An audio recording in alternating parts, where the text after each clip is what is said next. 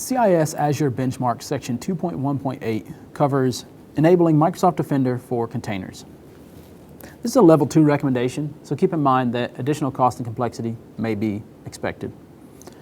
This provides several features, the first of which is environment hardening. And so with this feature, what they're really looking for is a review of the configuration of your control plane and data plane to look for common misconfigurations.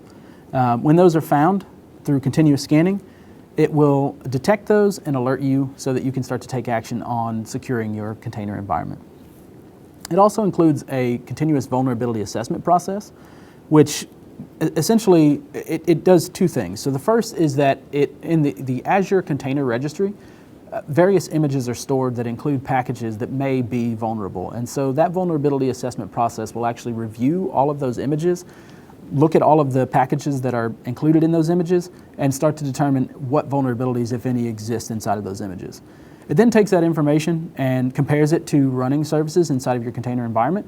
And any service that it was started using one of those images that contains a vulnerable package, you'll receive an alert that says, essentially, this image has known vulnerabilities with information about which packages are affected. And so that can allow you to make decisions about which running services need to be powered down for updates or changes in order to correct those vulnerabilities. This service includes runtime protections for both the Linux node and clusters. These detections are based on agent feedback as well as review of audit logs for the containers. The detection that takes place within this service includes looking for things like deletion of history files that might suggest that an attacker has gotten on the system and taken some actions and they're trying to cover their tracks.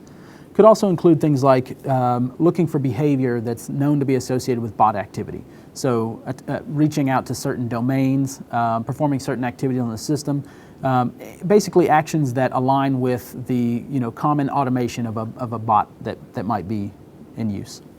It also includes things like privilege escalation. So if the system is usually running as a standard user account and activity starts to be identified that's happening from a root or higher privileged account, those things would be alerted to allow you to go in and start to investigate what might be the cause of that activity.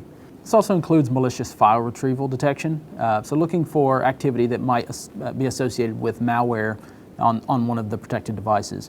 So typically when malware is installed, it will reach out and try and find additional files that are needed in order to successfully attack the machine. So it will get an initial foothold and then it will start to gather other data needed to complete the attack. So the alerts in this area would allow you to identify that activity as soon as it begins in hopes that you can stop that before it actually becomes a full attack or full compromise.